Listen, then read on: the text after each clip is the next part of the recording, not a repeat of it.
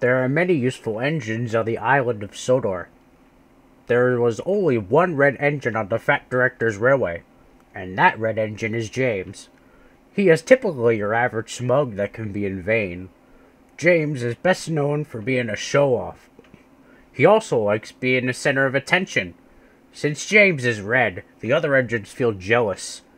James was feeling annoyed that the Barrow soccer team had lost the game due to a small mishap.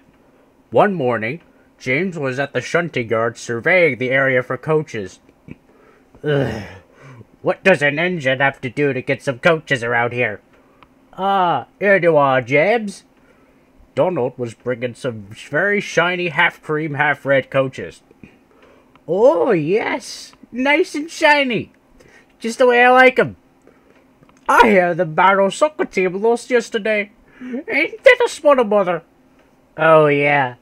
The Sodor United won the game with flying colors. However, I do give the team credit that I forgot the Barrow team. But nonetheless, that was the previous day, like you mentioned. I hope nothing goes wrong today. It was pleasing to say that James handled the coaches steadily for a start. It wasn't long when he reached Knapford that he simply didn't think about what he did. Uh-oh! You overshot the platform, James. Oh yeah, Philip. Sometimes I'm just too fast for my own good. The Fat Director was glaring at James several platforms away. James then pretended he didn't see the Fat Director and carried on with the passenger run. Similar to Edward, James is a mixed traffic engine. This means he is equally good at pulling goods trains as well as passenger trains. James only prefers passenger trains and wishes that was what he did all the time. However, when he reached Wellsworth, things got a little tense. Ta-da! How was that for a stop, eh? Not very good, you rusty red scrap iron. What? I didn't overshoot the platform this time, didn't I? Well, no, James, you undershot it. Look where you pulled up. The passengers grumbled and complained and thought what a bad railway it was. The station master was fuming. Would you stop showing off and move forward, please? And James did just that. He pulled into the platform the proper way and let everyone out. Then James smugly raced away like the wind and was gone in a flash. I should have a word with the Fat Director. This is getting out of hand. But James didn't listen to the station master's comment. He didn't let one of those people bother him, and continued showing off for the rest of the day. Every time he passed the other engines and some workmen, they were feeling rather annoyed. Nothing can stop me now. But as he pulled into Knapford Station, there was the Fat Director. He was very red indeed. James, I had enough complaints about you all day, and the passengers were saying what a bad railway this is. Pfft, the passengers are just being silly and stupid, sir. Honestly, James, we have to look after our passengers.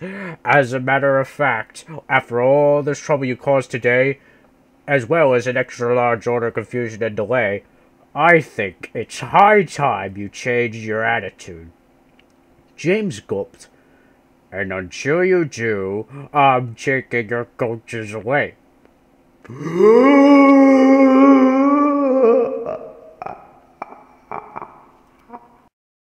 That night at Knapford Sheds, the engines were getting ready for a rest.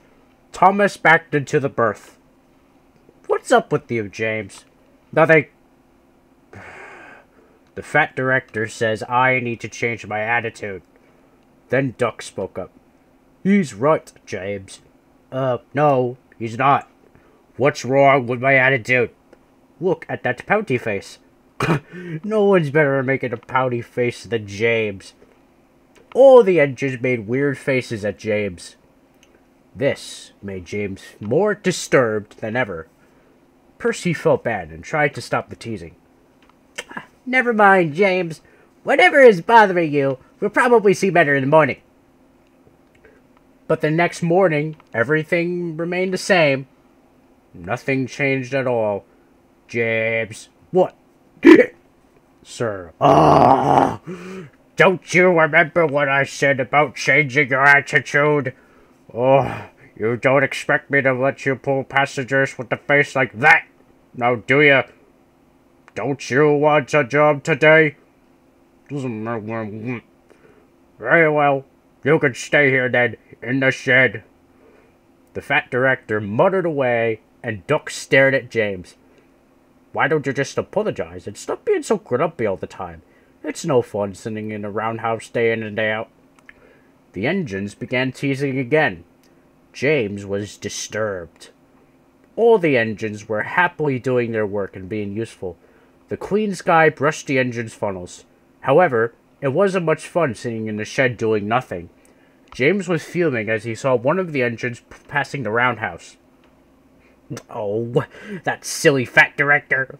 What's wrong with my attitude? I was only trying to do my best and be really useful. Then, the fat director came back again, and James tried to put things right. I know you're still mad about earlier, and that was really disgraceful for me to cause trouble. I'm sorry about earlier, sir. I really would like a job today. Very well, James, but I expect you to be on your best behavior and no more sulking. Yes, sir. Of course not, sir. I'll be on my best behavior. But when James arrived at the yard, he was horrified. Waste trucks? Smelly waste trucks? Why can't I take those lovely clean coaches again? Donald and Douglas heard James comment as they were passing by. Those coaches are for Edward's trade. Fat director's orders. James wasn't having a good day. He was stuck with goods work. It took him ages to get to Kildane Yard, and even longer to get back to the shunting yard. But still, he didn't have any coaches to pull. When James arrived at the docks, the fat director appeared on the platform at a nearby warehouse. He was more annoyed than ever. James, what on earth is wrong with you today? Going around in a sulk and taking far too long, taking goods from point A to B. Why can't you just change your attitude, young steam engine?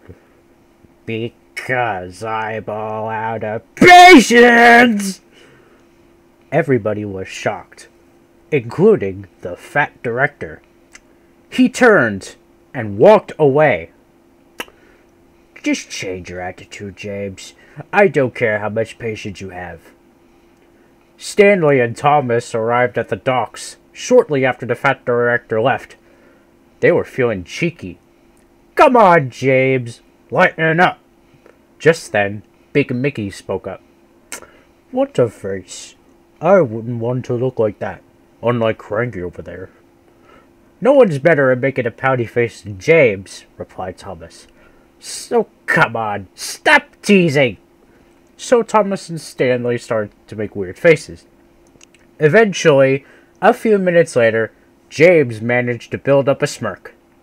That's it, said Stanley. You are changing your attitude. What Stanley said was correct. James was no longer feeling grumpy and did all the goods work without any more fussing around. Eventually, James got his coaches back, and he couldn't be any more proud. A few days later came the day of the annual masquerade ball at Cowan Castle. The fat director had given James the job of taking him and the mayor to the event that night. So without hesitation, James did all his regular jobs without any complaints. Not even one complaint came out of James that day, until later on, things got ugly. James was taking some salt wagons through Kronk Station until he was diverted onto a siding and nearly crashed into a set of buffers. Nothing serious happened, but a salt wagon just behind James's tender broke, and his tender was covered with salt. James wasn't happy about the crash, but he kept himself from losing his temper. James was still smiling as he went about his work. He got more dirtier in the process due to some coal trucks blasting dust at James as he was running steadily on the track. It was almost sundown, and James went for a wash. And that was when things turned from good to ugly in under 30 seconds. Oh dear, this does not look good. What is it? You have a small scratch on your paintwork. It's nothing, really. Oh, a scratch. That's no big... Wait, what? A scratch? That is far from nothing! I cannot take the mayor with a line drawn on my paint. I need to get it off quickly. James was frantic. He was attempting to cover up his scratch. He dashed like the wind, but some debris became attached to James's wet paint. He raced through a long tunnel, but the debris would not come off. Eventually, James had to take a pit stop in a siding at Marin, when Edward approached him. I'm glad you were able to complete your usual jobs today, James, but I'm surprised that you were covered in debris. Can I ask you something really serious? Can you take the mayor to the masquerade ball at Cowan Castle for me? I would be happy to take over, James, so you could have some time to get a well-needed washdown. Edward had went to pick up the fat director and the mayor of Sodor at Knapford. He made his way to Cowan Station a few minutes before the masquerade ball began. The following morning, James was in the sheds when the fat director approached him. I see you had someone else to take us to the masquerade ball when we were expecting you to appear. What happened? Sorry, sir. After I had finished all my work and went to get cleaned up, there was a scratch on my paintwork. I didn't want anyone to see any scratches on my paintwork, so I tried to cover it up. Well, you could have just ignored it. That scratch wasn't a really big deal. Anyways, I am sending you to get repainted. You'll look brand new, right out of a wood package. Please don't mention that horrid rebrand of the Thomas Wood Railway merchandising. That rebrand gave us wood surfaces, and we hardly ever have any paint on the wood. All humans in that merchandise range are crude 3D figurines, not like the good ones from the Bachman or Hornby.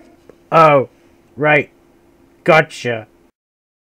After James's repaint, the mayor of Sodor felt bad for that James was unable to attend the masquerade ball at Cowan Castle.